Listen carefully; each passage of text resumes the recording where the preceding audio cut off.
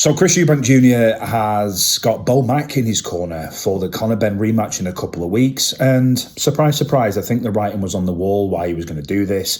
And I'm going to give a little bit of a deeper dive into this video today to just talk about Chris Eubank Jr.'s mindset around this. And also BoMac. You know, I know he's a trainer, but doesn't always sit well with me, what he's doing. I know we're here to make money, we're here to make bread, but it just doesn't sit well. Remember back in the day, Chris Eubank Jr., before 2019, he had his own team, right? He basically had this somewhat of a secretive sort of split with his dad at the time, but he made it clear that him and his dad were not speaking because Chris Eubank Jr., put his big boy pants on, became an adult and said, and fair enough, by the way, said to his dad, listen, I don't want you training me. I want to be my own man. Whatever he was at the time, 28. I want to do this for me. I don't want to be having my hand held all the time, because we all know Chris Eubank Sr. is a fucking control freak.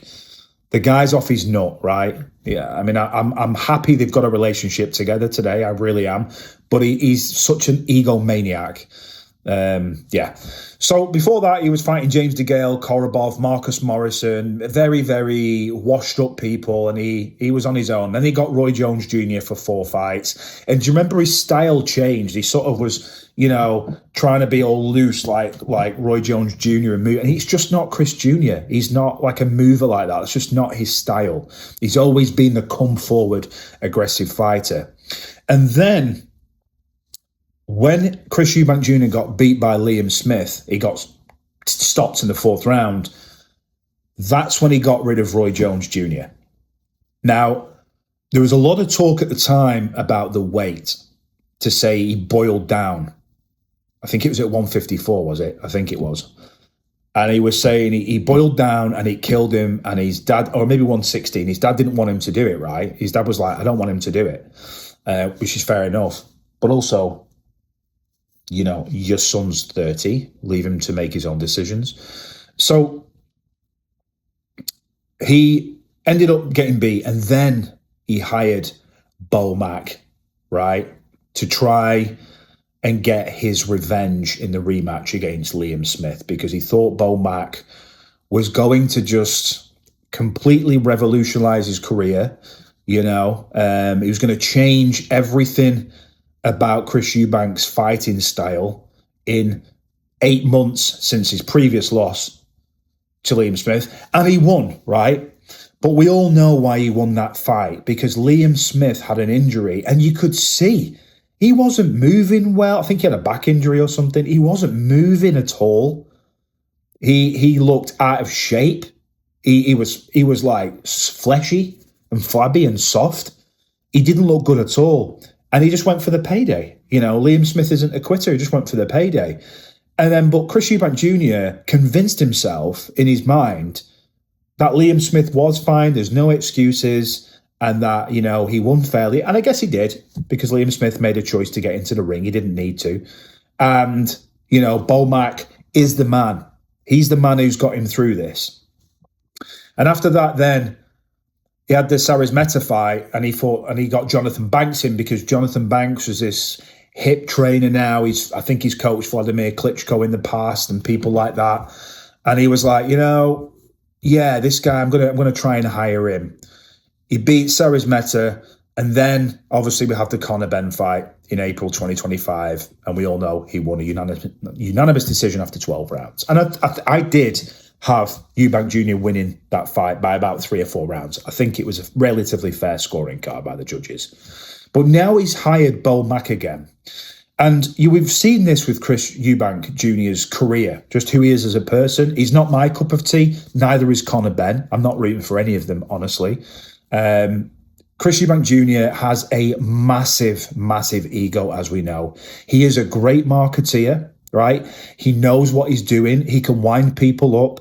He's very, very good at pushing buttons. And he's one of the best self-marketeers in UK sport right now. Hands down, I'll give it to the guy. He knows what he's doing. He winds Eddie Earn up, which always makes me laugh and piss myself.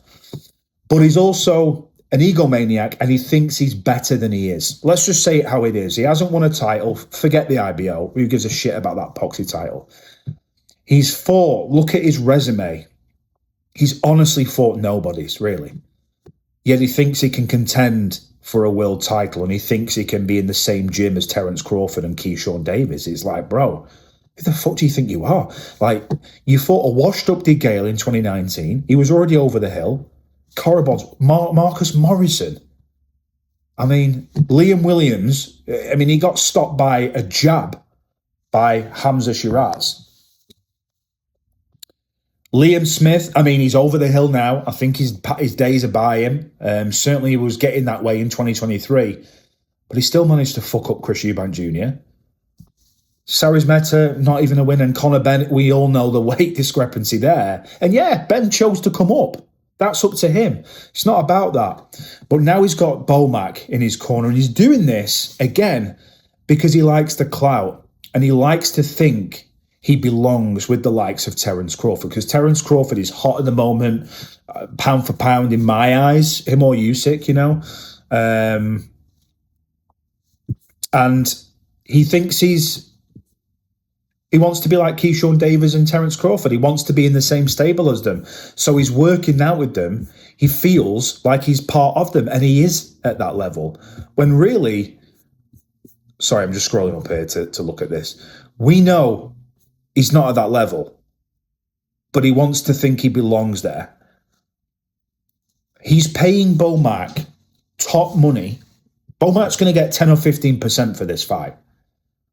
Because Chris Eubank Jr., he wants to be seen next to the elite names like Terence Crawford and Keyshawn Davis, because he feels like he belongs at their level. That's why he's doing this. Do you really think BoMac is going to change his fighting style in a month and a half? I think it's just been confirmed he's been working with him for like the last 6 weeks.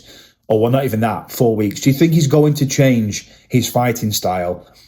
Chris Eubank Jr. is 36 years old. He's had over 30-something fights. The guy is somewhat of a vet. He's not fought at the elite level, you know. He's never won a world title. Yeah, he fought Groves, and DeGale was washed up, and Liam. So he's pretty much British level apart from George Groves, let's be honest. But it's not mentorship, it's marketing. That's exactly what he's doing. And it's very, very clear to see. And in this article by Boxing News 24, it's only a small page, but it says the 160-pound contender has a guaranteed purse of $10 million, or maybe £7 to £8 million sterling, all right, for the rematch. The trainer generally receives 10 to 15%. So depending on what McIntyre's percentage is, we don't know what it is, he could receive anywhere from $1 to $1.5 million for the rematch against Conor Benn. Not bad for some short-term work for BoMac, right? For a month and a half of work. You don't have to do fuck all. Really, does he? You know? So, it's interesting. It's very, very interesting. We know why Chris Eubank Jr. is doing this. He wants to look good in the public. He wants to feel like he belongs at that level with these elite fighters, and he wants to be buddy-buddy with them. You know, having a conversation in the gym with Terence Crawford and DMing him on Instagram doesn't mean you're his fucking friend. And we know what he was like. Do you remember with Neymar Jr.? It's all just a status thing for him. That's all he's involved. He just wants the status. And like I said, I like him. I think he's hilarious to watch. But come on, we're not stupid. We know why you're doing it. You're riding on the coattails of Terence Crawford, because BoMac is going to do fuck all to you in a month and a half. BoMac's in it for the money, and I think Chris Eubank Jr. isn't as stupid as he comes across. And if he is, he's being really dumb, because BoMac is pulling his pants down, you know? And it says in this article here, BoMac apparently said Chris has got that killer instinct. Okay. But again, we can understand why BoMac would want to work with Chris Eubank Jr. Even if BoMac thought he was going to lose the rematch against Conor Benn, the money he's receiving, who the fuck wouldn't want to train him? Who the fuck wouldn't want to train him? So I'll leave it there. I'm looking forward to the fight, actually. But we all know Chris Eubank Jr.'s shtick. We all know his game. He's a smart man, but he's also fucking desperate and needy. And he wants to be seen at the elite level because he thinks he's an elite level boxer. He's not. And BoMac is fucking taking a very, very easy payday.